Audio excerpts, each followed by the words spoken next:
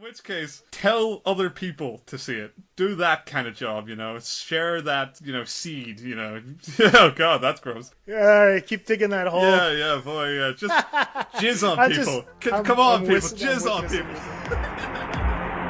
Good evening, ladies and gentlemen. We are tonight's entertainment. Sound good?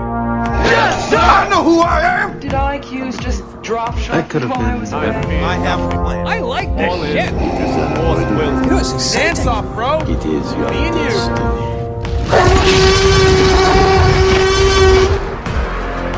Welcome to the Atlantic Screen Connection podcast. Let the games begin. Hello and welcome to Atlantic Screen Connection episode 14. I'm Jason. I'm Lee. And today we get to talk about Arrival. Denis Villeneuve's Arrival. And I'm the only guy who can say it right because I speak French. I was thinking this, the mass fallout that people can't say his name. I don't even think I can say his name. It's because, even when there was Formula One, when Jacques Villeneuve and Gilles Villeneuve, they were race car drivers that came from my neck of the woods, and that's it. Denis Villeneuve comes from Three Rivers. I mean, that's about, maybe 150 kilometers away from where I live. Right. And so it's really cool to be able to talk about a movie from a guy that's from my neck of the woods. Ridiculous, It's so man. much. Yeah, it's so cool. It's so cool. I've never met him. I wish I would have before he moved his ass out to Hollywood. But anyway, hopefully, fingers crossed. He still shoots in Montreal. A lot of Arrival was shot in Montreal. Yeah, wow. And so, yeah, it's really cool. So, yeah, if you guys really want, just a little diction class on how to say his name, it's Denis Villeneuve. Villeneuve. So that's the way you say his name, Cool. Denis Villeneuve. Damn you, Google. You've misled me. Villeneuve. I even saw people misspell his name. They don't know how to spell it. That's just not trying. Villanueva. I was like, he's not Spanish. Yeah, what the wow. fuck? So how you doing, man? Let's get to that instead of just giving a diction class on how to say a guy's name. In the episode about linguistics, it's quite important to start with the diction and move on from there. Especially for this. Yeah, exactly. I'm glad, man. Yeah, we this is it's so weird because we're recording so soon after our latest episode, the Paul Thomas Anderson retrospective. So I haven't even got my head past the fact that was only 2-3 days ago, and now I'm already back in this room recording. So I feel a little stir crazy. But excited, definitely. I've been kind of broiling over Arrival for almost a week now, so ready to get it out off my chest, and let's discuss it for a while. Yes, you're happy the day has arrived. At last. Oh boy. And you pointed out something really cool. We've actually made it this far, and we can go back to episode 2 when we promised not to watch a trailer. That's right. Like you said. And we mentioned it on the last podcast, and now we get to talk about it because we did keep our promise. I didn't watch any of the trailers. I saw only the teaser when it came out, and I think it was better for it. I tried to avoid the promotional stuff, posters and whatnot, so that I could actually have a better experience when I went in. And you know what? I really think it paid off. Oh yeah, definitely. You know what? I almost didn't make it though. Literally the week before the film came out, I was in the cinema watching Nocturnal Animals, which I talked about 2 episodes ago. Right. And before the show, the week before the film, the trailer played. And I was stuck in the theater with it on. And I had my hands over my ears. It didn't do anything. So I looked dead down and I zoned out. I went on Twitter and just tweeted the experience of being, forced to watch the trailer and distracted myself. So I didn't actually take in any of the information, but the fucking film sabotaged me, man. I did the exact same thing when I went to see Jack Reacher. Oh. They played the trailer. And so what I did is I immediately looked down at the floor. Yeah. I looked down at my bag of popcorn and started counting. 1 popcorn, 2 popcorn, 3 popcorn, 4. Just singing a song in my head just to make sure, that I didn't see anything. And that's it. When I heard the sound just die down, I was like, okay, I've done my job. Those motherfuckers, they're putting me through hell. But at least I haven't paid attention to anything. So yeah, I know exactly how you feel. It did the same thing for me. Yeah, I mean, we made I made the promise you didn't about Rogue One. I couldn't keep that promise, so it was not the same. Yeah, but also the like when I was in the theater, I was like, yeah, I'm not gonna fight this too hard. You know, the finish line's like a month away. But Arrival, I was like, no, it's setting itself up as some kind of mystery. There's no fucking way. I have to try not to see this. So, and it paid off because it. Oh, definitely. A lot of its twists, as we'll get into, kind of their best effect is if you've seen as little as humanly possible. So. Oh yeah, and that's it right now. I'm telling you in advance, everyone who's listening right now, this is a spoiler-heavy discussion on Arrival. So if you haven't seen the movie, like, you know, you could listen to the first part of What Did You Watch This Week, which should be really damn short this week. Because our last episode is an hour and 50 minutes. We apologize for that. There was so much to say, and we're trying to keep Arrival a little bit shorter.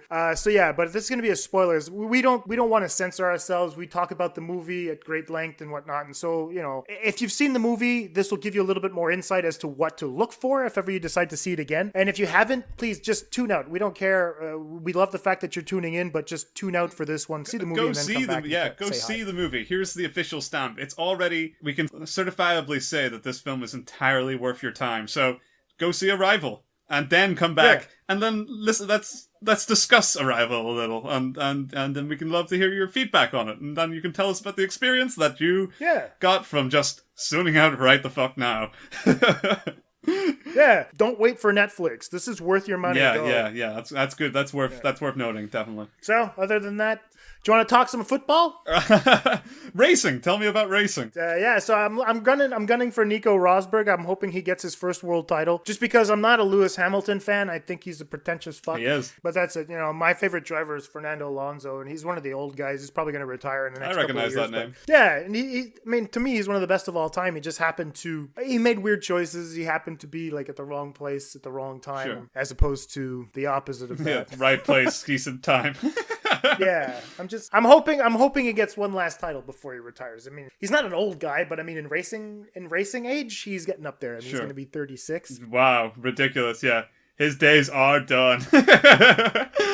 Oh yeah, definitely. You know, but that's it. So I'm hoping that the last race of the season out in Abu Dhabi is going to be a fun one. I'm hoping that Rosberg wins. So, Mr. Rosberg, I know you're not listening, but I'm gunning for you.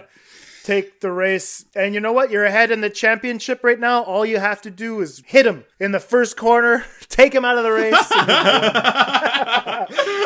All right. Anyway, so let's try to move on. What did you watch this week, sir? Yeah. Well, maybe we should ask what you watched this week first. Well, I'm gonna play a trailer, and it's only gonna be silence. Our Lord said to them, "Go ye into the whole world and preach the gospel to every living creature."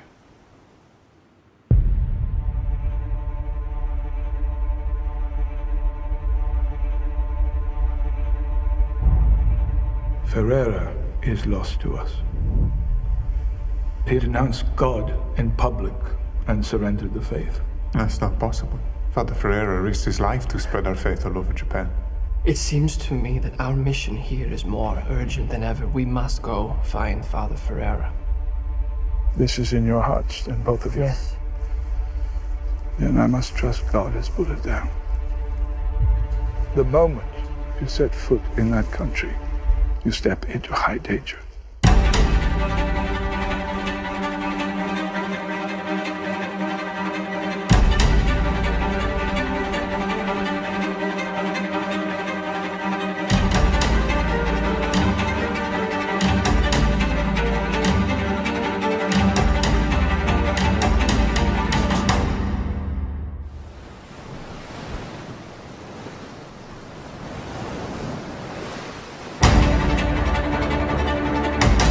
The price for your glory is their suffering. It's too dangerous. We asked for this mission.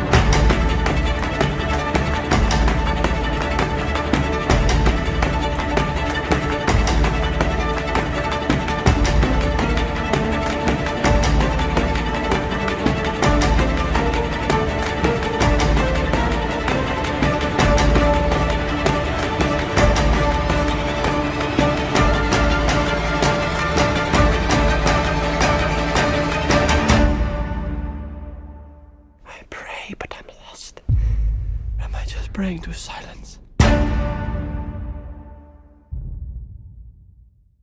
I didn't watch anything. I haven't watched anything this week. I saw Doctor Strange with the kids. I saw Arrival, so we could talk about it. By the time they hear this, I'll have seen Arrival for a second time. Yeah, so I mean, I've taken it really easy. Like I said, I was trying to get ahead on work, and so I did. I got ahead on work. So essentially, that was basically my week. I spent a great time with my girlfriend, with the kids, and yeah, I didn't do shit, man. I didn't watch anything. I watched a couple episodes of The Office. I watched Jedi Council on Collider Video because I watch that show all the time. I love it.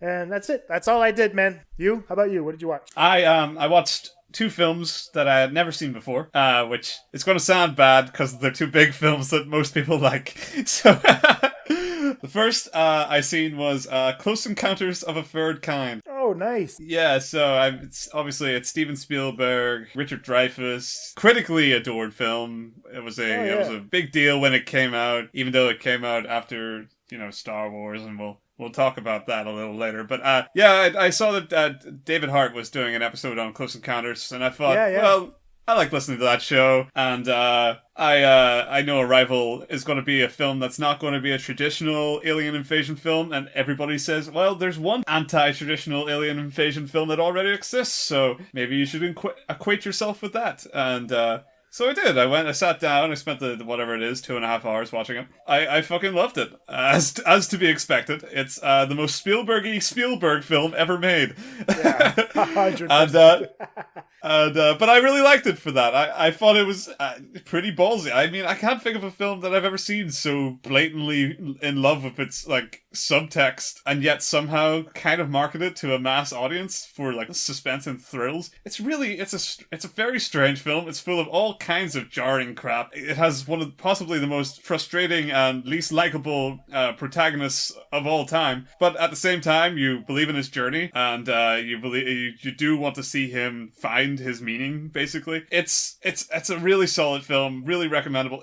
And what's great is that it turns out that it has very little in common with Arrival, shockingly. So I'm not going to make a comparison piece, which is great because I didn't want to. I don't like to. I like thinking of films objectively. So yeah, absolutely had a great time with that. Can't believe it's taken me this long to see Close Encounters. Anyway, the other film I seen this week was Pan's Labyrinth. Again, for the first time. That one I got. That was a recommendation on you and Sarah Buttery's films for wimps. Horror for wimps. Yeah, absolutely. List. And it had possibly the lowest rating on the entire list for scare, which sounded like great news for me. I mean, I don't mind scary films that much, but I'd always kind of meant to get around to Pan's Labyrinth because I like Guillermo del Toro, and I thought it'd be interesting to see his what people really respect him for, the big one. I mean, I'm sure they respect him for some of his older stuff, but the big blockbuster that everybody kind of knows. So I sat down, and man, it is I don't know, it's kind of perfect. Oh yeah, it's gorgeous film. At the first 5 or 10 minutes, I had no interest whatsoever, and I was like, oh, I don't know if I'm going to get this. I don't know if this is going to be. It's maybe one of those pretty but vacant films. Right. It is not. It is incredibly well thought out. It is deeply rich with characters and adventure and subtext and meanings. It's so ripe for interpretation, but at the same time, it tells an actual fun story that even kids can engage with. So, and it's a proper fairy tale, like a proper modern fairy tale with no ifs, no buts. And by the end of it, I know if I went back to that first 5 or 10 minutes, I'd appreciate the shit out of it. I know that I'd look at it and go yeah, I see what they're doing here. They're making me not care for a reason, Yeah. I absolutely love Pan's Labyrinth. If you've never seen it, what surprised me is that I didn't know it was actually foreign language. I didn't know it was actually in Spanish, which is strange. I just assumed it was in English. But I think that added so much more to it. Especially in the context of the setting of it, and I don't know if we could ever imagine the faun in an English accent, or I can't picture him at all. Oh no, it would sound with weird. Another voice. They'd make him sound like Gollum or something. Yeah, exactly. So I don't know. There's so much to love about this film. I totally recommend it. And that was me. That's short and sweet. I've bought Pan's Labyrinth 3 times now. I went to see it in the movie theater when it came out, and my kid's mother was pregnant with my daughter at the time, and I was like, hey, we have to go see this movie. And she had If you're pregnant, don't watch it, please, because it really didn't boil over well with the kid's mom. She didn't feel well at all during the movie because it is extremely violent as a film, and there are scenes that are a little bit intense, to say the least. Anyway, but that's it. I bought the films 3 times. I went to see it twice when it came out. I had it on DVD. I bought it the day it came out. When it came out on Blu-ray, I bought it on Blu-ray. And then just recently, Criterion put out a Criterion version on Blu-ray, and I was like, well, of course. There goes another $30. And so I have all these versions at home. It's great. That movie it's beyond amazing. To me, Del Toro forever will have been robbed of the best picture for foreign language film and as the best director. All right, so that sums it up for what did you watch this week? That's right. So stay tuned. Here's the trailer for Arrival. I don't know if I'll teaser or trailer, Lee. Teaser, my God, yeah. We'll put the teaser. It's much shorter, so you guys will be able to hear Lee's lovely voice after this. Damn right. There are days that define your story beyond your life, like the day they arrived. Colonel? Pack your bags. Language is the first weapon drawn in a conflict. It's quite a greeting. Yeah, well, you wrote it. You are on the top of everyone's list when it comes to translations. Priority 1. What do they want? Where are they from?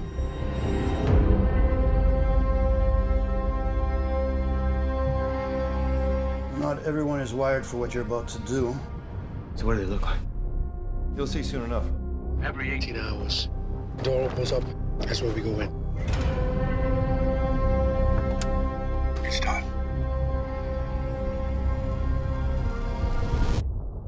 What happens now? They arrive.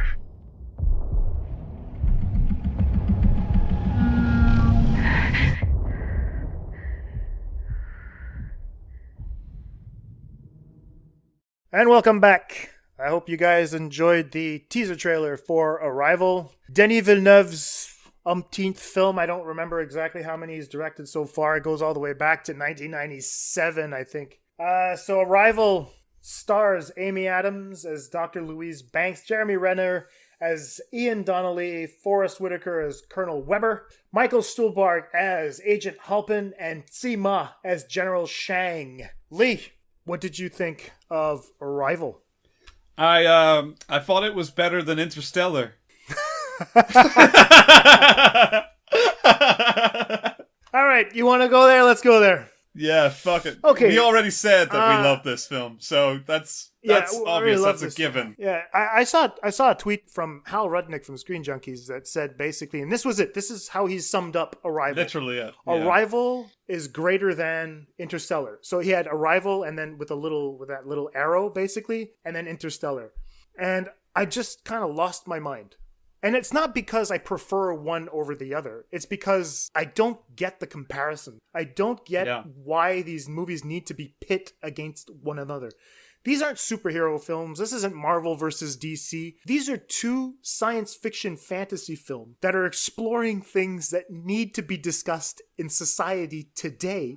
And they're doing it according to their own rules. Now, I don't get what the fuck there needs to be a competition about. I saw a couple of people like his tweet. I think he got like over 200 and some odd likes. And I was like, this is one of the problems that's going on right now, is where it's going against the message of both films. Yeah. People need to talk about specific things. These movies need to be analyzed as the cultural phenomenons they are, what the messages are. Not like saying, oh, this is better than that, or this is greater than that.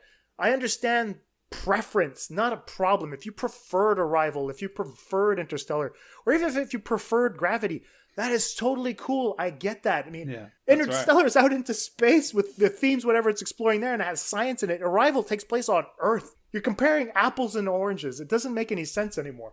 It got me really furious. I think that's one of the problems with criticism right now, is that people are trying to find points to argue with, and I'm glad that possibly it got him a couple of likes. It put him in a spotlight for a minute or two. Yeah. But that's going to die out eventually. Exactly. Yeah, no, that's probably the good thing out of it, is that this probably did give Villeneuve a sort of boost for Arrival in box office, as people went, it's the Interstellar that doesn't suck. If people read that and they thought Interstellar sucked, fair enough, then that lured them to watch a brilliant film, and they can tout how great it was in comparison all day long. But everybody else, it doesn't make sense to me at all. These are two great leaps for modern science fiction. When I saw Interstellar for the first time, when I came out of it, I said, I want this to be a new wave in science fiction. I want this to be the return to form for the introspective nature of science fiction, that we use all these sort of futuristic and slight twists on narrative and invention, and we use that and we turn it back around on ourselves. We look at little bits of humanity through these leaps in like logic. That's what I loved about Interstellar. It was a heartfelt exploration of our own humanity, and that's great. Arrival as well is a great exploration of and a social commentary as such on where we are right now, of one of many millions of readings. But that we're pitting these two against each other when these should be golden gods next to each other, it's exactly so pointless. It doesn't do anybody any favors. We can live in a world where these two exist and actually benefit us, and they happen to be of the same wave, and in 10-15 years time, people aren't going to know about this petty squabble, and they're going to look back on those two films and think, wow, what a great time to be alive for science fiction. Blockbuster. Exactly. Huge blockbuster. Two of the greatest film directors of the 21st century so far have both sat down and made a very strong science fiction film. That you would think that they even remotely intend to compete is ridiculous. But that's funny, because as you might know about Close Encounters and Star Wars, there was a very similar feud.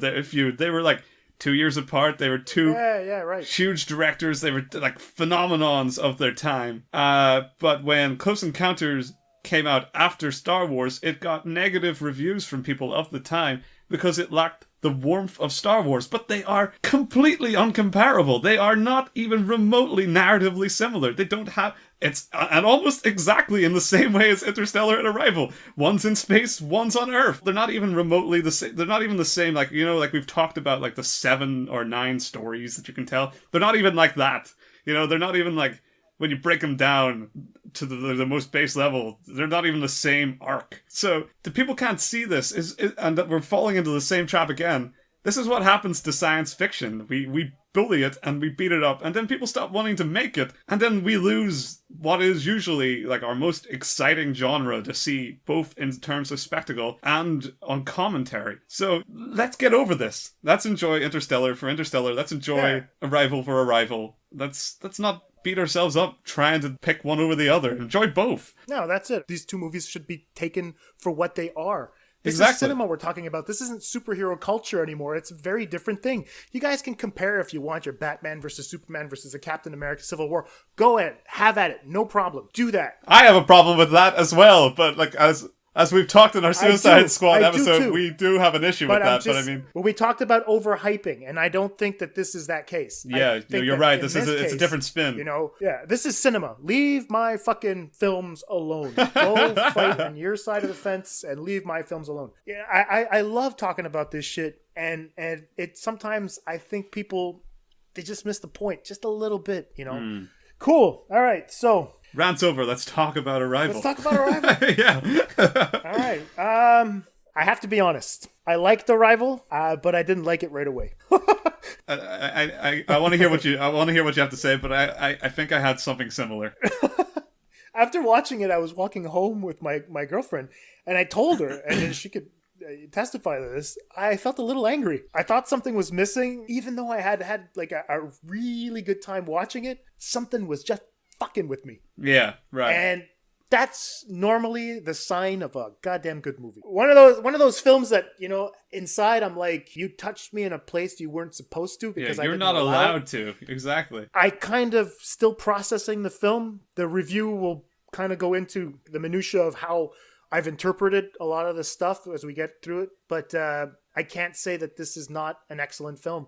This is one of the better films I've seen this year, and I'm still processing it. It'll probably end up being one of my all-time favorites. I liked Arrival quite a bit, it's safe to say. How about you, sir? Yeah, when I first sat down to kind of watch it, I kind of got this sensation of dismay. Right. Because it's something I'll talk about a little, but I had seen a lot of stuff before. And that was kind of like a shaking off expectation point, you know? Try as I might to go and see a film completely objectively, and sometimes you walk into it, you can't help but have an expectation built in your head. And as I was starting to watch the film, I started to realize even though I had avoided seeing trailers, I had still managed to build up an expectation of the next Villeneuve film, you know? So, because I'm a fan of the director, I was expecting something that was going to blow my mind from second one, which is ridiculous and not reasonable. And when it starts with a sort of slow-paced monologue over the top of some sort of cuts of Louise's, you know, life with her daughter, I felt jarred in an uncomfortable way. I felt that the film had kind of cheated me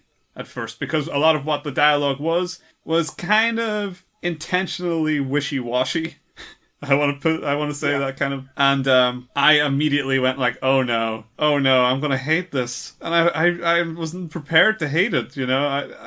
It's gonna disappoint me so bad because it's got bad writing. Oh, thank God it wasn't. That was me. That at a point I just had to sit down and say, no, rethink this. Why would this be this way? You know, you've seen other films like this. So while I didn't have that feeling by the end, I did start with that. So it was kind of an inverse of what you experienced. At the same time, so by the time I walked out, I knew that I genuinely enjoyed the film. I had already kind of worked out a few things that didn't connect. And I still hold they didn't connect for me to make that film that I'm going to be thinking about 24/7 like I did Interstellar when it first came out. But it's not the point. It's not comparable. It's a totally different story. To me, it's not supposed to be as personal. It's not, but it is it's a brilliantly told film that I know I want to see again. I wanted to see it before we did our recording session. You already booked yours, but it was the day after the recording session to go see it again. Yeah. I didn't get that chance because I know there was so much more I wanted to dig into. But as far as my initial review goes, it does get across my main sentiment. I knew this was a fantastic film, much like Midnight Special. I knew it was an A. It wasn't an A+ for personal reasons, but I couldn't knock anything that the film was showing me realistically. It didn't take that extra step. Right. But there's much lesser films that do just as much, you know, for me. So that was my impression overall. Cool. Because we're both coming at this movie and we have very positive things we want to talk about, I want to get through the negative first because, you know, we're going to have a longer time to talk about the positive. So, you know, I can tell you what I think. Yeah, go ahead. So I thought that as a negative, I thought it was a bit naive to think that language was kind of the only real barrier. I mean, that sentence that comes up at the beginning, language is the first weapon drawn in conflict. And I was like, okay, that's kind of a fun way to put it, you know, and I don't think that the Chinese and the Russians are going to feel really cool about the way they're being portrayed in the movie. So, no, certainly not. I thought that on that aspect, and I mean, this is me being nitpicky, but I'm pretty sure it's going to play much better in the United States than it will play in China, where they're going to be like, oh, we're the ones responsible for all this shit, you know? Maybe if you guys saw things the way we see things, then you wouldn't be saying something like that. So sure. Well, I mean, I guess in a defense of the film, I don't think it intends to be a sort of cure-all to all the world's ills, but it is pointed to the American audience. I think it's kind of more of a perspective of what actually damages Americans, and it's their outlook on life is to sort of shoot first, ask questions later. It's not, obviously that's generalizing. It's a generalizing kind of, all moral tales are. They generalize what is a core issue, and then they generalize a solution to it. So yes, you could say all fairy tales are naive. Agreed. You know, they try to tell us one thing, really, or one message, maybe two, and they simplify it so that children can learn from them. Arrival does a very similar thing. It tries to make its message palatable to audiences so that they'll actually gain something from it. So yes, right, it is naive. It's certainly not something that you should go out and just say, if only we could speak the same language, we get each other. Obviously there's more at play than just understand, because if you start talking to somebody and they say, I want to kill you, and that's all you hear from them, You're not gonna, language hasn't saved you. It's just made you understand how fucking stupid you were, There is that, absolutely. If that irks at you, fair enough. I think that's perfectly, it's not going to answer all questions, basically. It's not going to tick all boxes. Nothing ever does, but I get that. There's always something that bugs you about films that you love, and you're allowed to have them. Yeah, but that's it. I mean, other than that, I mean, I think for now, that's probably the only thing that I see as a negative is what I just pointed out. Other than that, I don't think that they played on stereotypes too much. I think that I would have liked to see a little bit more diversity in the film. Perhaps it would be more a reflection of the landscape in the United States. I mean, I know that Colonel Weber is black, but I would have liked to see maybe a Muslim in there, an Arab or something like that. Maybe I missed it. Maybe there is someone in there on the team, but I would have liked to see perhaps just a little bit more diversity. So perhaps instead of making it on such a global scale, that you have someone inside the United States that is American, but also has these cultural roots that are in I don't know, somewhere where it actually has a conflict with the United States. Sure. And that might have actually helped my little problem of being naive. I think that having the different cultures come together, not necessarily in a worldly, but even in a microcosm, might have actually given me just a little bit of diversity that I needed in the film. I think that makes perfect sense. I mean, if you're going naive, why not be completely, why not go for full-out wish fulfillment, Why still portray America to be, like, mostly governed by jaded white guys when you could, be more representative and more idealistic entirely, I get that. That makes sense. It should have maybe been a little more simple to help further its simple ideas. Possibly. Yeah, I think so. I mean, I thought that it would have been a better representation of how the United States is trying to evolve in terms of cultural acceptance. I would say. Yeah, no, that makes perfect sense to me. So that was my only negative. Yeah, and that's it's not really a big negative, so that's interesting. It's a nitpick. It's exactly such a nitpick. Yeah, it's such a nitpick. So anyway, I have a kind of solid negative to me, and it's because it's not so much the intention of the film, but the film itself. What I like to see when it comes to screenwriting and storytelling. At the very end of the film, I didn't feel the emotional connect it was trying to give me to Louise and the decision she made. Although I understood it, but I didn't feel it because the relationships that she felt I don't feel were well enough explored to warrant it. So what I mean by that is, while we understand that, Louise made the hard call, and I do have something incredibly positive to say about the ending as well, and about Louise's decision to sort of, as a character, put herself through the worst, because of the best. As such, she decides to go with the family, even though she knows the heart-wrenching pain she'll experience through it. That's perfectly understandable. From my perspective, outside the film, I completely understood her reasoning, and I thought that there was no other option, I think even the character makes that pretty clear in the film. There was no alternative than to go down that route, because that's her life, that's what she has, and that's also her daughter's life, as, short-lived as it is. That's important. At the same time, there's a lot about the filmmaking that's kind of asking us to maybe bring a little too much to the table from our own perspective. So while we are getting this moving montage that has this like swelling emotional music pulling through it, and we are experiencing some quite obviously tender and sweet and heartbreaking scenes between these characters, what we're kind of being asked to do is project a little of our understanding of those relationships that we aren't actually shown in the film so much as teased. So her relationship with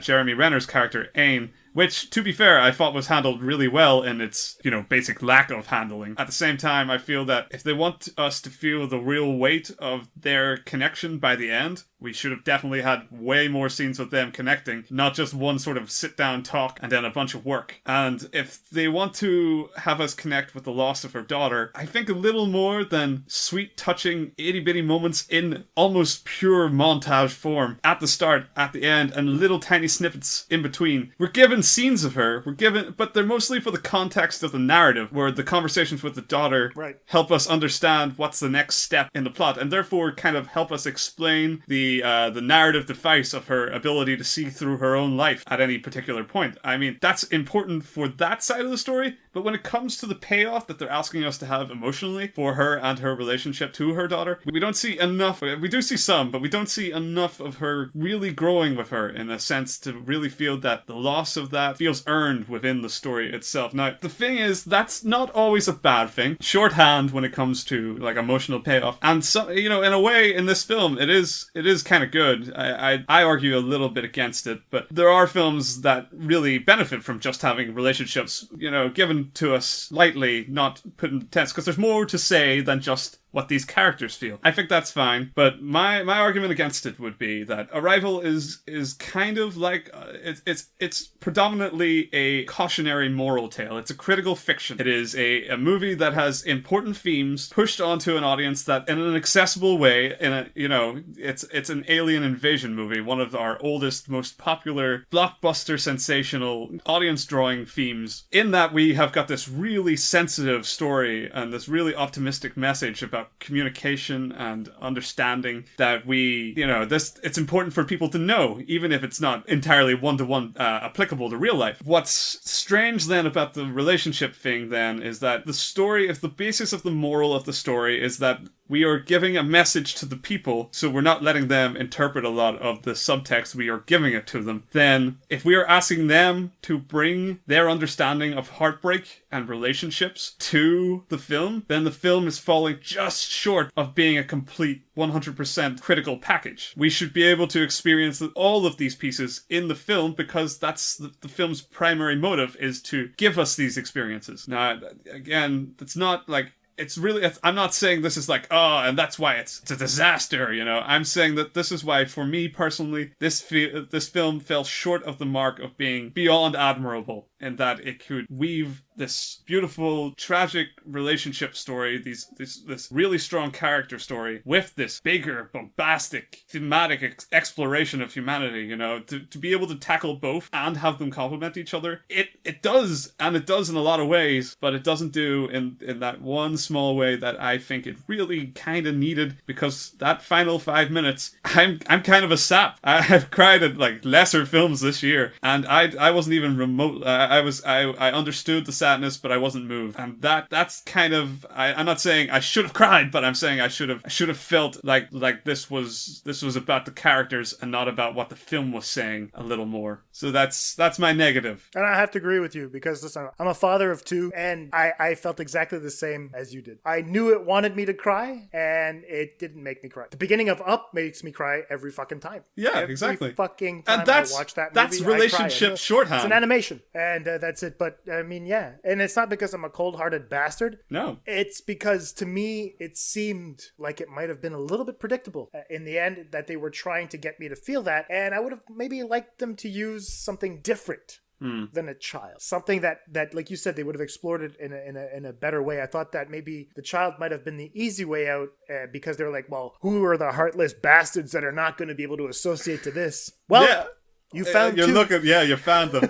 I mean, but I have kids. That's not fair. I mean, at the same time, because look at only this year, your emotional reaction to Midnight Special, which centers on a child, and we spent the time with the relationship between that child, and it's also a science fiction, and it's also a critical fiction about, about these big messages about humanity. There's a lot packed into Midnight Special that focuses, and that one hit me hard. I mean, I didn't cry, but at least I felt it. I was like, oh my god, this is devastating, and I felt it, and I wasn't bringing anything to that. I had experienced it with them. Mm-hmm. In this, I was bringing my own baggage to the film and giving it a hand, in telling its own story, and that's falling short of one of its main objectives. If it's taking the time out to make this emotional montage payoff at the end, I shouldn't have to be making the legwork, put it that way. Okay, cool. All right, so now that we've pissed everyone off, but that's it. So those would be probably the negatives that we have about the movie, and I think I agree with you 100%. And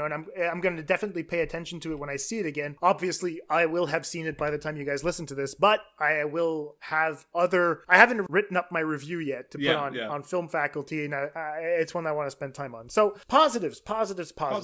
A lot of people have been talking about communication about this film. Everywhere I read, every little snippet I've read, they all deal with communication, and I get it, that the movie is telling us, getting people to band together and help each other out for like change. But I mean, let's look at all the films this year, especially the two big superhero films that have come out, namely Batman vs. Superman and Captain America Civil War, that have heroes fighting one another over differences of opinion, especially in Civil War. Mm-hmm. And then you'll even have Suicide Squad and Doctor Strange, or people that are forced to work together even though their natural instincts are telling them otherwise. Right. So, I mean, you already have this narrative that's kind of been laid out for you throughout the entire year, and here Arrival comes in November, and we're kind of still talking about the same thing. Now, I kind of get that, and I thought from a very positive point of view for me, I thought it was very responsible of Villeneuve dial the hostility down to almost nothing so as to explore the real theme of Arrival, the implicit themes of perception and perspective. Right. That to me are the real themes of Arrival. Great. And so Villeneuve's message in Arrival is for us, the audience, to reassess our perception of how things are done, how we interact with each other, how we evaluate threat, how we communicate with one another, etc., and do a complete 180 in terms of our perspective on culture, society, civilization, and perhaps even existence itself. Now, if we look at perception itself, okay, I'll read two definitions that I picked up on what perception is. Number one, and I quote, perception is the ability to see, hear, or become aware of something through the senses, which is the basic way of seeing what perception is. But from a psychological point of view, this is the second definition. It's the neurophysiological processes, including memory, by which an organism becomes aware of and interprets external stimuli. And so I thought that those two definitions were great because when I was watching Arrival, I knew there was something that was fucking with me. I was like, there's something here that Villeneuve is doing that I'm really enjoying, and I put my finger on it as I was walking home. And as I was thinking about it, I was thinking about, if I think perception, obviously I would normally associate it with the eyes. Yeah. The thing that most people become aware of, with things. Of course, you can perceive things through the other senses, but in order to show smell through film, you'd have to have a screening of the Rocky Horror Picture Show,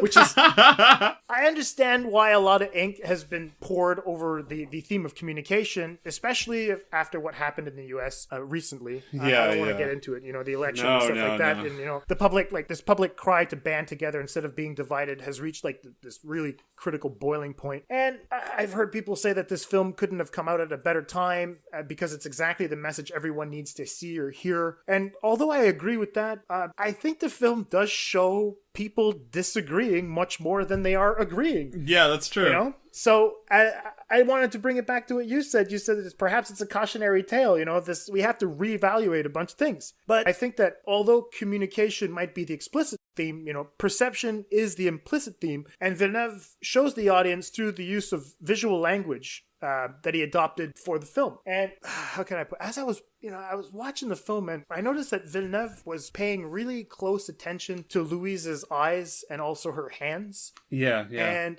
I kind of realized in hindsight that he had also recuperated that imagery through shot design and even in the structure of the spaceships, which is Jason's crackpot theory coming out. I've heard this one. I don't even think it is crackpot at all. I think this is just damn right smart interpretation. Well, here we go. I mean, one of the first shots of the film has the camera kind of traveling forward, and it tilts down from the ceiling onto a large window in Louise's house. And the shot, in my opinion, is meant to kind of evoke an upside down blinking eye. Okay, just keep that in mind for now. Just keep that imagery in mind. Like, your eyelid normally blinks from top to bottom, but in my opinion, because Villeneuve wants the audience to modify their perception, flip it 180 degrees, if you will, he turns the blinking upside down and turning the way that we normally see things up on their head. You know what I mean? Right. Mm-hmm. So the camera itself, the shot goes in, it travels, and it brings it down. Now, Villeneuve does that 3 times in the film, which kind of fun for me because 3 is one of those magic numbers that shows up in fairy tales quite a bit. So it goes back to the cautionary tale that you were talking about a little bit earlier. It is the magic number, as the song says. Exactly. And to support my weird blinking eye or reverse blinking eye claim,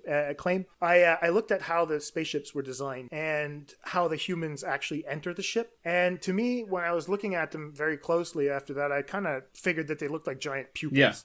perhaps even the lens part of the Absolutely. eye. And the hole in which the humans go is kind of like an optic nerve. And Villeneuve shifts the camera 3 times, again, going again that 180 degrees. So the first shot is from the buggy. This is when they're entering the ship. The first shot is from the buggy. It's an establishing shot from inside the hull of the ship. And the humans are still on the buggy. And once they jump, they land on the wall. The camera is shifted 90 degrees. And they all walk up the hall, and once they get to the end, the camera goes back to an establishing shot to show that the humans are in fact walking on the ceiling. So Villeneuve has to turn his camera around again 180 degrees for a reverse shot to start with Abbott and Costello, the aliens, right? So now we've completely turned everything on its head. Yeah. It's so wonderful how he did that. And the window that they communicate through, I don't know, well, the screen, or anyway, they put things on it, that separates the humans and the heptapods, to me, was like a retina, where the images are protected, until the brain processes the information. And so now, like a camera,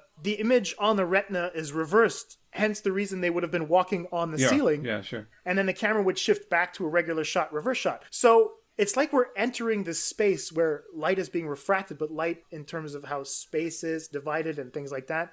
I thought that in order to shift our communication or our perception of communication, we had to do that 180 degrees. And Villeneuve does it with his camera. And so he's using this subtle eye imagery to suggest the change in perception that Louise might have throughout the film as well. And so I had lots of fun trying to decipher all that. And the fun thing about the glass there, and this is pushing it maybe a little bit too far, but I don't Never. know. Just go ahead. It reminded me a little bit of the glass when you go visit prisoners. Right, yes. You have that, people sitting on opposite sides of the glass. Now, unless you pick up that phone, again, we're going back to communication, then the only means of communication is through symbols, essentially highlighting the fact that languages are prisons of perception, right? Right, and that the choices we make, the emotions we feel, the choices that we make and the emotions we feel are what unite us. And if only we could bring ourselves to understand that our experience is all the same, regardless of the communication barrier, then we'd all be better for it. So the glass now, in my opinion, represents how we need to change what we see on the other side. That's the first thing we need to do before we communicate. We have to change the way we see things in order to change the way we communicate about them. Right, yeah.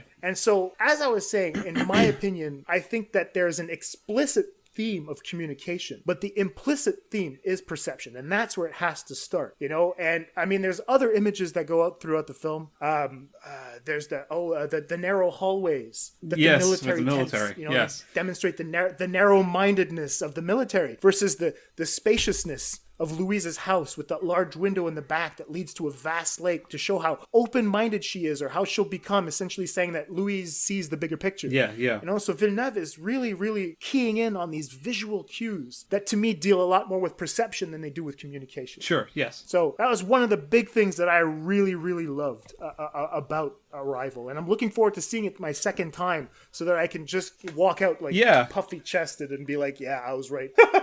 Oh, exactly. I like that the spaceship eye theme, because it's something I did actually pick up on myself, and I didn't follow this through, but I did have a quick sort of general theory that someone can absolutely research into if they want. You have my blessing.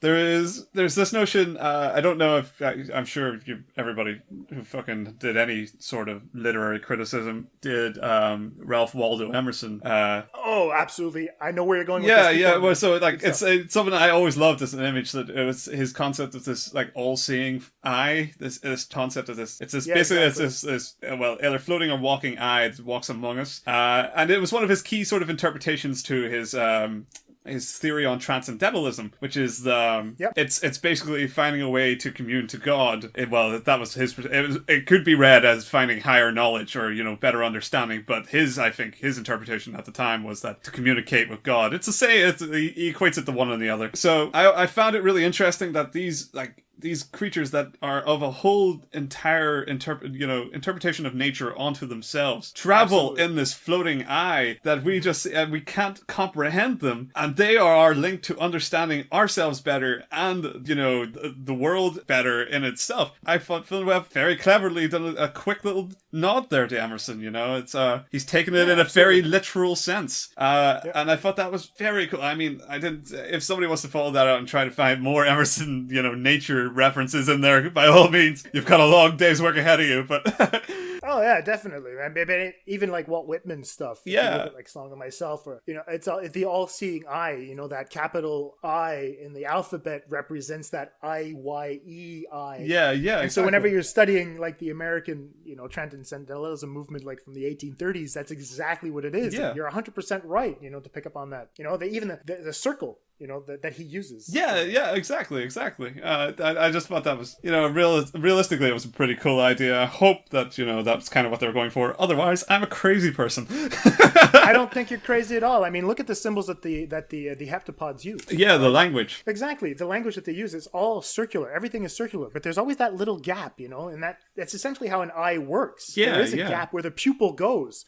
So whatever you kind of interpret, whatever you kind of perceive will go through that pupil, and you can make the rest of the eye understand whatever's going on. So there is that circularity. Even the narrative of the movie is circular. Oh yeah, right? Of course. Yeah, exactly. The whole, So yeah. Obviously. There is an emphasis on circularity. Maybe not unity, because there isn't a closed circle. Yeah. Like a palindrome will work, but I mean, it'll go back to forth. But, there is a circularity, but there isn't a unity. And that's the missing link that you wanted to talk about. Yes, what I wanted to come back to a little from what I was saying earlier, because I mentioned it about in my sort of talk on the negative about Louise and the ending. I did say I had something I wanted to say about how I saw that very positively at the same. Right. And it was in the thematic idea that Louise makes the hard call, She decides to live this harder life where her husband will leave her and blame her, and her daughter will die of cancer, and Right. we don't see past that point, but she experiences horrible loss through her life, and she still decides that's the future she needs to take. So she takes the hard path,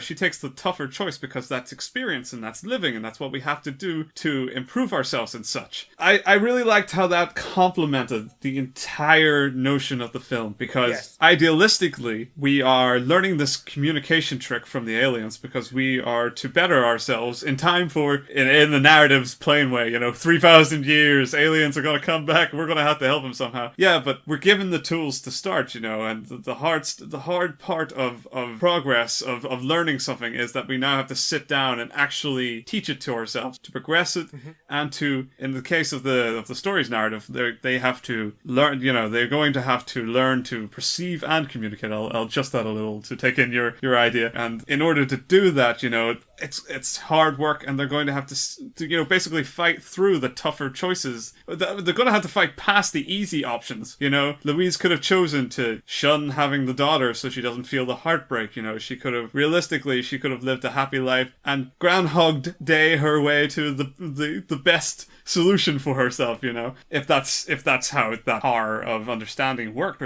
for example, because she seems to say she had a choice in the matter, and she seems to think, at least Jeremy Renner's character, Aine, her husband, blames her for choosing wrong, so there's a choice. She could have taken the easy way or the hard way. She takes the hard way, and that complements the idea that we have to make the hard step now. Film was all about the hard choices, learning to understand each other, learning to sit down and rationalize other people, other beings, anything, take a concept in, sit and take the time to perceive it, rather than rushing into it with answers and solutions. That, I think, there is a circularity in that. There's definitely, again, as you were saying, it's definitely one of the major themes of the film, is that circularity. So I thought that was a really, it's just damn smart, damn it.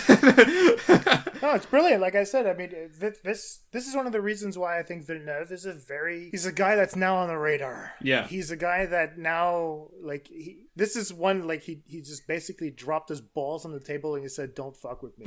And I'm like, all right, fine. Sicario was a great step in the right direction. And I think that Arrival just confirms that step. Now we've got a fantastic director, and I'm looking forward to seeing more of his stuff, because this really brought his game up a notch. I mean, I'm not shitting on his other movies. No, this is different. This is a different one. This is very different. Yeah, exactly. I think as far as his progression has gone, he's taken that notable step to make films that are a lot more open in interpretation and subtext, and say against some of his earlier work. For example, my favorite film so far of Villeneuve is Villeneuve. I'll get it right. Villeneuve is Prisoners. Yeah, is a film that on a personal level, even though, it speaks to loss in a way that I will never have experienced at this point in my life. But as for a complete story, narrative, and understanding its characters from start to finish, I completely understood that film and loved it and appreciated it for all the things it managed to do. Yeah. And it's one that if I had a personal preference, it's one I'm going to go back to because it's something I enjoyed experiencing more fully. But at the same time, what Villeneuve is doing at this point is stepping up to sort of Kubrick-esque levels where we have more to say than the film we're trying to make, and we have more to fuck around with to get that across, and that's always exciting. That's what makes classics, like actual classics. So, so this is, incredible time to be alive for films. Well, I think, we're headed in the right direction right now, in my opinion. I mean, now perhaps superhero fatigue is kicking in, and I knew you were going to say it. Yeah, but I get what you mean. Studios are starting to invest into other things. Yeah,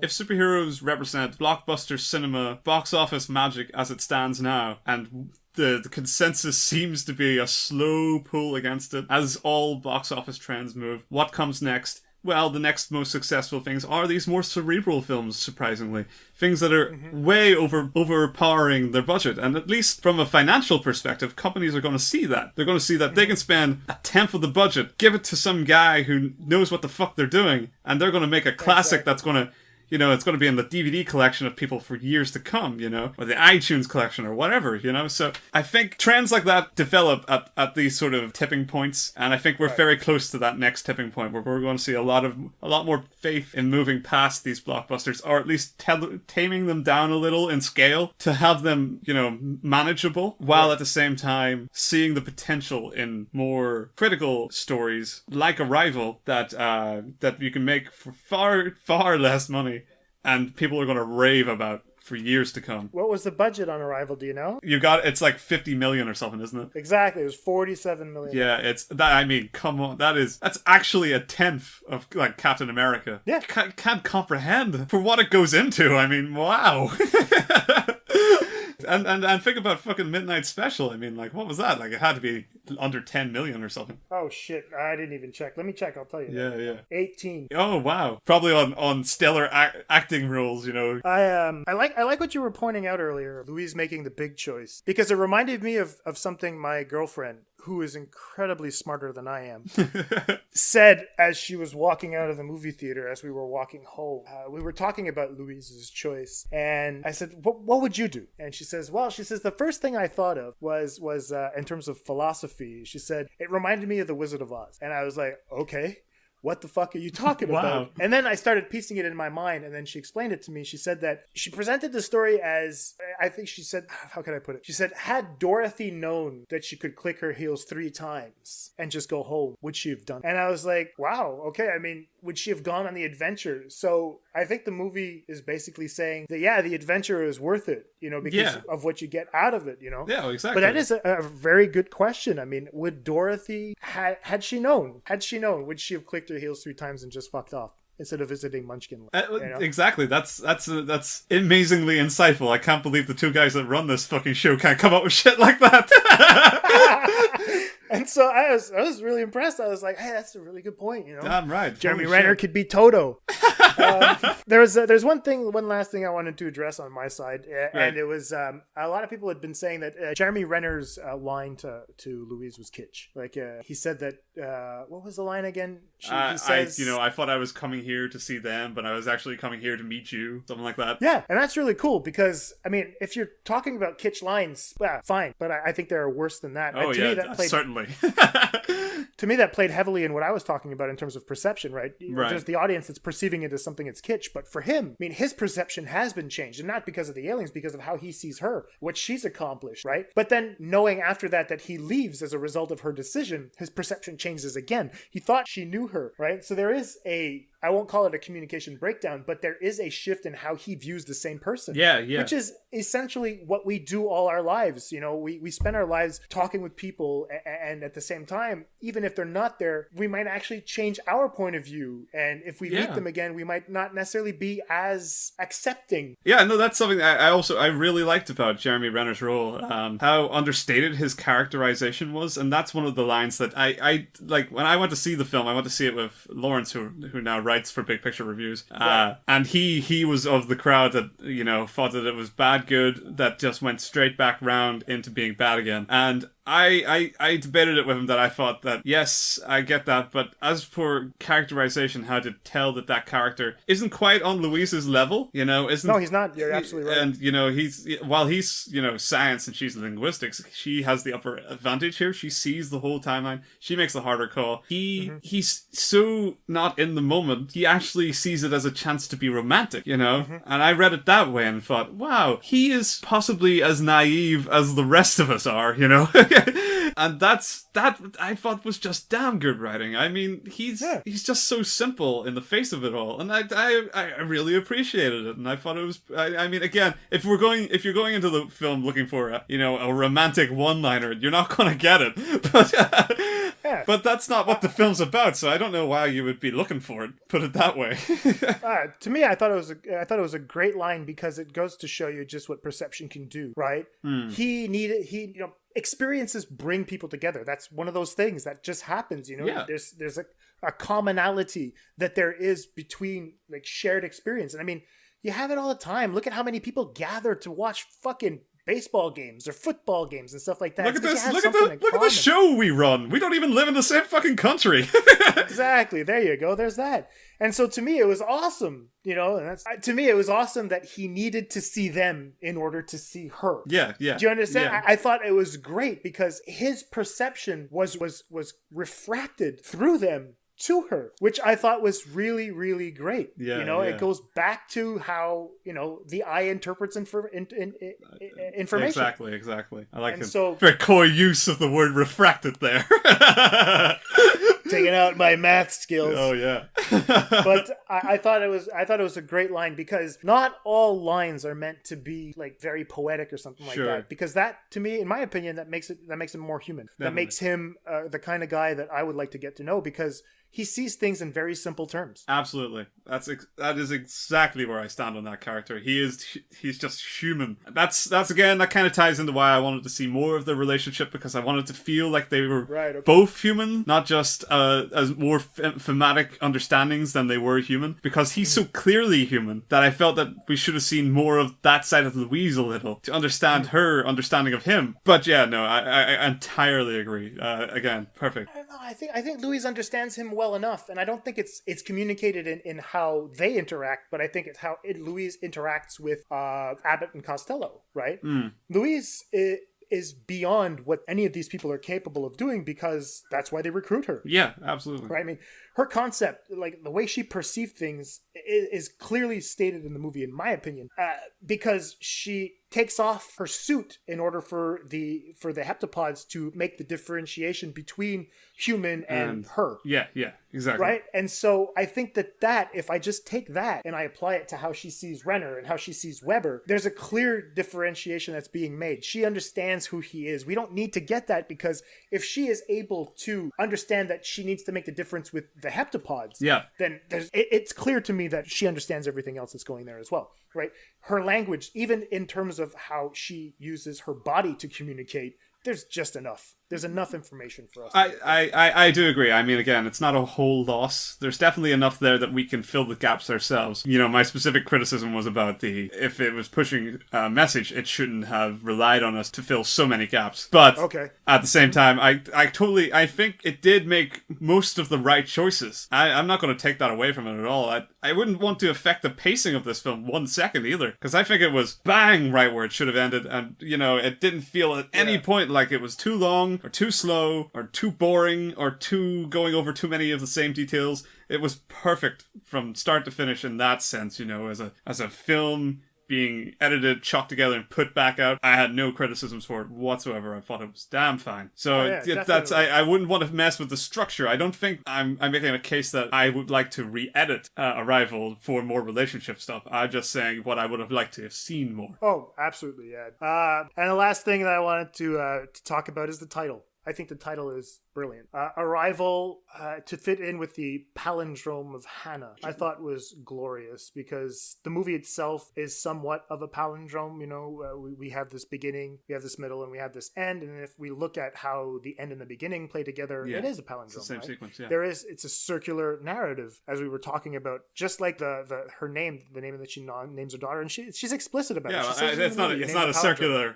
It's sort of like a reflective rather than a circle. That's it. Yeah. It's basically the two lines of communication. They meet in the middle, right? Yeah, right. Right. And I thought that Arrival was good enough. It was a fantastic title because it both signals a beginning and an end. You know, you could be waiting for someone as much as you're expecting a new development. You know, and so I always thought that one little point where those two things meet leads to very different interpretations. Absolutely. So just looking at Arrival as a word, I was like, wow. To me, the tagline of the movie doesn't even make sense. Why are they here? It doesn't even matter. No, it doesn't. That's not the point. I entirely agree. I would say I did find the actual forcing of the title into the narrative a little much. You know. That Forrest Whitaker's character says they've arrived, and I don't think he would ever say that. I don't think that makes any sense for him to say that. But he's from Boston. Right? Exactly, you know. They're here. Yeah, exactly. You know, it didn't feel like a human being said it. I don't even think a militaryman would say it.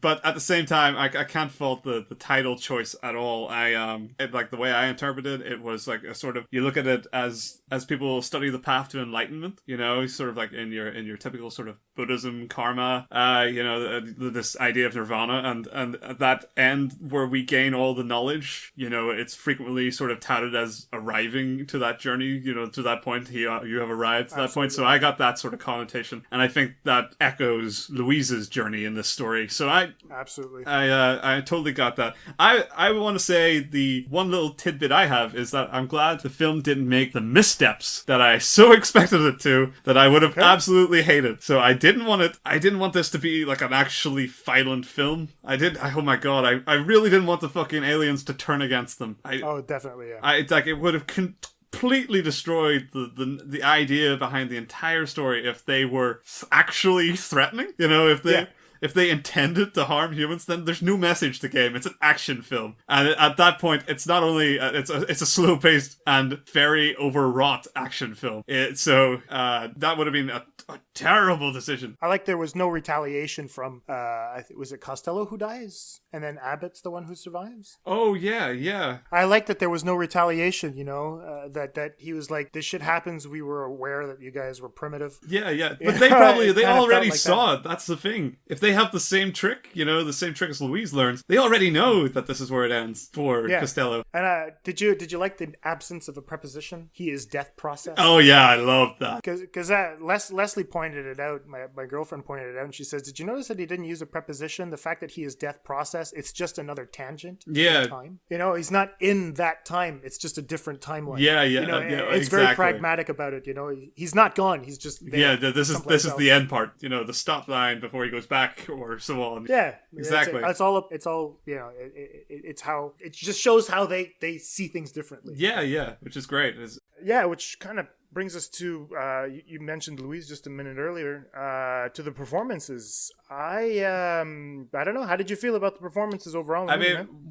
We've already kind of talked about Jeremy Renner as Aang and how he kind of was understated, and how he brought that to the performance, and there's something really great to appreciate that. But I mean, I think everyone will agree this is Amy Adams, this is her show. Yes. This is not an easy character to portray because not a lot is spoken. Most of her thoughts are interior. Even on top of that, you know, like when she comes to talking to people, she doesn't give a lot of information away. She's kind of direct, and she takes her work seriously. I was sold on her as a professional, and a complete sense of dread of the time pressure and the experience being forced upon her. Right. The way we spend so long with just close-ups of her face, just in sort of dispassionate distance. It's incredible. It's sold so much on such I would say almost understated performance. It's a stellar performance all in all. Yeah, she looks affected the entire movie. Yeah.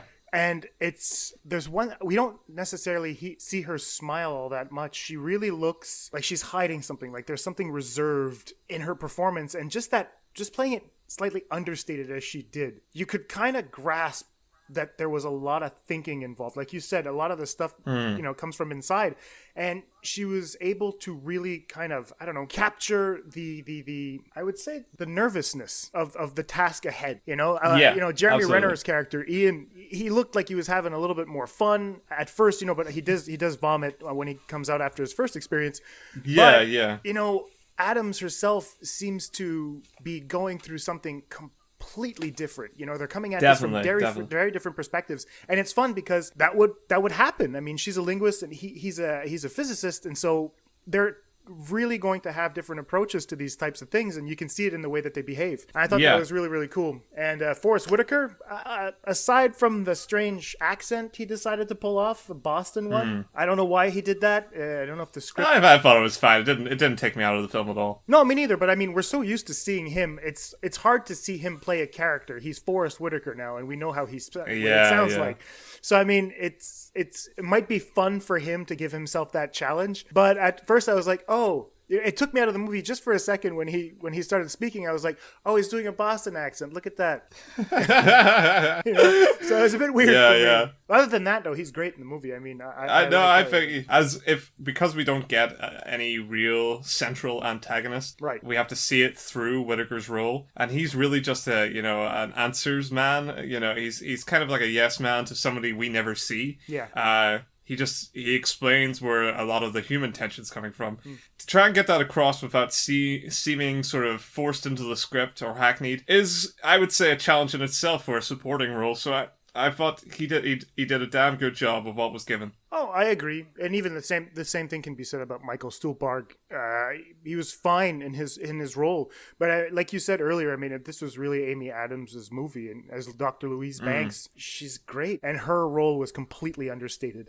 It came off as so normal that you couldn't help but believe her. And I really don't see Amy Adams in the movie. I really see Dr. Louise Banks. And I really think that having her role understated in that way is a real testament to how she was able to kind of grasp everything that was going around her, because she knew that the movie was going to be filtered through her eyes. And so, yeah, I really think that this is it's probably the best performance I've seen her give anyway. No, yeah, I would imagine so. It's got that whole it's a very serious role for a serious actress. I really do like Amy Adams in things, and even still, only the other week I saw Nocturnal Animals, which she's in as well. And right, I would say there's maybe much less for her to work with in Nocturnal Animals, and it's very much less about her. Right. But she does a really good job there as well, with a kind of, a very selfish and self-motivated character. Right. In a very human way. So she frequently impresses me. So I'm just glad to see her in film, more focused on films that I would like to see her do. Right. So this is great. This is a great progression to me. Oh, I agree, and that's it. I was just thinking while you were speaking as well, and I think the other performance that I really appreciated of hers was in The Master. She plays. She's in The Master. Yeah, she plays Lancaster Dodd's wife, and. Yeah, she was great in that. You could tell that she's kind of the one pulling the strings, so she has that intensity. And I think that in a performance like the one that she gives in Villeneuve's Arrival, it just goes to show how talented she is. I really think that this is a really wonderful, wonderful performance of hers. And yeah, I'm just hoping that she gets something for it. So is that it? What do we got? That's it. Is there anything else? That's it? Yeah, let's go to final thoughts. Okay. I want everyone to go see this movie. Absolutely. I want everyone to get angry at it. I want everyone to love it. I want everyone to feel happy about it. I want everyone to get whatever the hell they can get from it, because this is a movie that lends to interpretation. And it's one of those things that I think we can bring people together and have wonderful discussions about it, to conglomerate around a movie of this magnitude in terms of what we're talking about, overall narrative, what it's trying to say, what it's trying to communicate to us, and try to leave whatever expectations you have at the door, because this is a very slow-paced film, but it's one of those things. It's like a fine supper. You sit down, it's a delicacy, and you're like, I'm gonna savor this one a little bit more. And if you can, see it twice, because I want Villeneuve to get as much money as he can, so that when he's done his Blade Runner sequel, he can tackle something this rich again. And so, Agreed. like I said, to me, I just want to reiterate the fact that, yes, communication might be the explicit theme, but I think that perception is the implicit theme. And if we can all change the way we look at things, then we're all going to all be the better for it. I truly believe that. And it goes case in point with what I was talking about when we started the show with regards to Interstellar and Arrival. Change your perception. These things are supposed to be seen as equals and not things that are supposed to be butting heads. Yeah. So those are my final thoughts. My final grade for Arrival is definitely a 5 on 5. My nitpick is not enough to dislodge it. It's probably going to finish at my number 2 film of the year. Sure. Slightly dislodging Sing Street. Sing Street might have actually shifted down to number 3. I understand your boo, and your boo is understandable. It's fine. It's a taste thing. I got that. I might be a taste thing. Yeah, exactly. I'm not more of a science fiction guy, but this one was a little bit more. You are more of an me. interpretive guy. So that's important. It's possible that might be it. Sing Street was one of those movies that if it was raining outside today, and the first movie I thought of putting on was Sing Street. It was like, it's fucking shitty outside. Damn right. I was like, I'm gonna put on Sing Street and make myself feel good. You know, Arrival to me is not a feel good movie. It's a make you think and want to improve yourself movie, which is glorious. It's a wonderful message. I can't recommend it enough. And Denis Villeneuve, that's the way we say his name, Denis Villeneuve. Kudos to him. I love you. Thank you so much for making wonderful, wonderful films. Please keep doing that. Do not make a superhero film. Yes, I absolutely do think it's definitely top 10 of my year, if not top 5. I've seen more films of this year than you, so I guess, there's more to contend with from my perspective, but at the same time, I am a complete sucker for science fiction. X-Men won't make my top 10 list. Keep going. It's not going to make mine either. Don't worry. I can't defend it that much. Jesus. Maybe Suicide Squad. Oh, yeah, that's it, yeah. Really, really, really fuck with people. What do I even mean anymore? Yeah, exactly. I have to change my perspective on things. It's definitely one of the best films I've seen this year. It's definitely it calls to the things I love in films. I love this kind of introspective science fiction. I love this medium. I love how people have been using it, especially in the last couple of years, where we've even had Midnight Special, Interstellar, and we didn't mention it before. Ex Machina is again one film that I thought was I loved from last year. Oh yeah. Shoestring budget does wonders with the form. At the same time, my nitpick for it is a little something that it's more personal preference. I would have liked to have seen a way around it. I don't think this is a perfect film, but it is a film that I truly admire, and I do feel is incredibly important to see, and incredibly important to see more of as the years go on. Films just like this that do so much wonder with interpretation of its pretty simple yet somehow complex concept, Oh yeah, definitely. And I get Nolan comparisons on that front. He's good at his he's good at his narrative fuckery. He's definitely he likes his narrative twist devices in the third act. I get that comparison. Not that he uses it to anywhere the same extent, but yeah. Arrival, go see it. If you've gotten this far in the show, you've probably already seen it. Otherwise, you've just destroyed the movie for yourself. In which case, tell other people to see it. Tell people about the film and recommend it to them. And don't get bogged down in today's politics about whether it's better than one thing or another. Enjoy it for what it is. We're in a golden age, ostensibly, as far as we can tell. Let's see how far we can get this to go. I'm happy. This is like the most positive review I've given for a film on this show since Sing Street. Oh, yeah. So anyway, go see Arrival. I give it an A in my review. You can read my review. It's not as in depth as this talk was, and I never intended it to be. Obviously, because it's spoiler free as well. So that was my intention with that. But all right, cool. Yeah, I got a 5 on 5. I'll just reiterate that. Yeah. And so think that pretty much sums up our conversation on Arrival. Yeah. So bells are ringing outside, which means that this conversation is coming to a close. Thank you, sir. Thank you for a fun conversation again tonight. Where can people find you? Yeah, you can find me on bigpicturereviews.co.uk, where I post my reviews along with a talented team of 4 other writers. So on top of that, you can check me out on @BigPicReviews on Twitter. And you can send me a message there. You can tell me that you were fucking horrified that I preferred Interstellar over Arrival, and you can be wrong. I'm sure if you. I'll also throw this out. I hate Gravity. Enjoy that. You know. I hate that film. I think it's a terrible movie. So anyway, see ya. Peace. Hey, while I'm putting out fires, you can find me at film_faculty. You can on Twitter. Sorry about that. You can also check out my website at Film Faculty. I'm on WordPress. I haven't bought the site yet, so just type in at Film Faculty. The link is everywhere. Don't forget to check us out on iTunes. Leave a comment. I forget to ask you guys to leave comments on iTunes, and I'd really love it because that would boost up our profile a little bit because you guys love us so much. Please give us a little hand there. Also, you can comment on the tracks on SoundCloud. We're still waiting. I want to give a shout out to Simon64. I think that's what his name on SoundCloud. He's the only guy that's commented so far. He appreciated the bloopers. He wanted to take the pact with us earlier when we were talking about Arrival.